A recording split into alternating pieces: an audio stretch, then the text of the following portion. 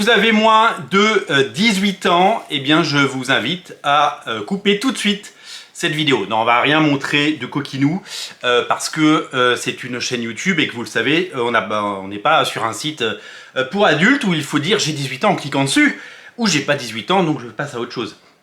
Non, non, c'est simplement pour vous parler de la sortie événement du second tome en intégrale, donc en fait c'est un gros deluxe, de Sunstone. Le premier est sorti il y a maintenant quelques mois. Il reprenait les volumes 1 à 3 de la série Sunstone. Et voici donc le second tome. Donc les couvertures se ressemblent, mais c'est pas le même bouquin, il faut bien faire attention. 4 et 5, donc vous avez la possibilité de faire l'acquisition des deux.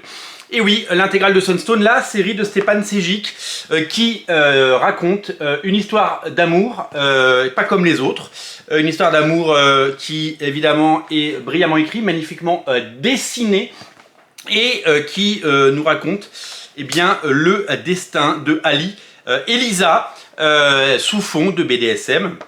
Pas besoin d'aimer le BDSM ou de le détester pour apprécier cette bande dessinée, puisque c'est tout simplement une belle histoire, bien racontée, magnifiquement dessinée, et qui parle avant tout eh bien, de sentiments. Donc il y a des pages que je ne vous montre pas, parce qu'il y a évidemment, vous l'avez compris, de la nudité et des scènes. Alors c'est pas pornographique, hein, c'est pas du tout pornographique, il n'y a pas d'examen gynécologique, il n'y a pas de choses que la morale puisse interdire. Simplement, c'est réservé aux adultes, c'est réservé à un public averti, comme indiqué en quatrième de couverture, et c'est pour les adultes parce que c'est une histoire d'amour, un peu érotique certes, ça fait plaisir parce que c'est très joliment dessiné, et c'est très appréciable, très apprécié, beaucoup d'humour, et une saga complètement culte, publiée aux États-Unis par Topco et Image Comics, donc le label de Marc Silvestri, que vous connaissez certainement.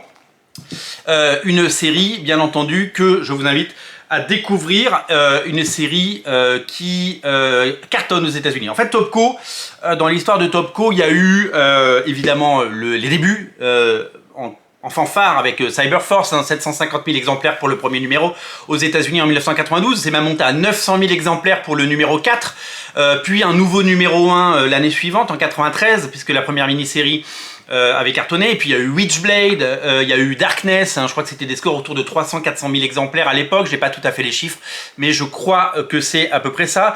Et il y a eu évidemment le début de Phasm, qui après est parti chez Aspen Comics, mais qui a débuté chez Topco.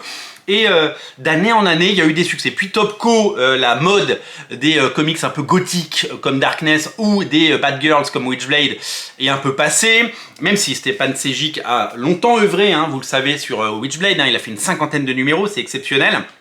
Ensuite, vous le savez, eh bien, le monde a changé. Au début des années 2000, les comics ont été plus drivés par les scénaristes que par les dessinateurs, et il a fallu faire des choses. Et donc, Stjepan Sejic, qui avait fait Witchblade, on l'a dit, eh bien, avait lancé sur Internet un comics qui était un petit peu, sans le savoir, un webtoon avant la mode des webtoons, et donc il avait proposé cette expérience de lecture que Topco a dit nous on va l'éditer, et ça a été un succès incroyable. C'est-à-dire que ça a été la meilleure vente de Topco pendant des années, et donc ça a été vraiment un tsunami, aussi bien en France qu'aux États-Unis. Beaucoup de gens qui ne lisent pas de comics. Alors c'est vrai qu'il y avait le côté un peu érotique, un peu sulfureux, et puis c'était un petit peu la mode, vous le savez, de ces films adaptés de romans également sulfureux. Il y en a eu quelques-uns au cinéma qui ont été d'énormes succès, même si la mode est également passée. C'est ça les modes, ça vient, ça part. Et donc ça a été un véritable phénomène. Aujourd'hui, on a la chance d'avoir des très belles éditions aux États-Unis et leur pendant en France avec ces éditions magnifiques de Sunstone volume 1 et 2.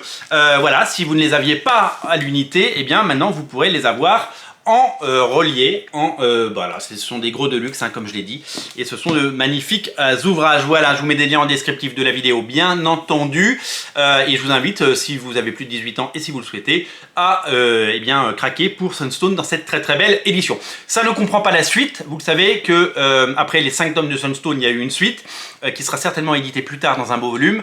Il y a 2 éditions, la petite édition équivalente 100% et la belle édition en deluxe.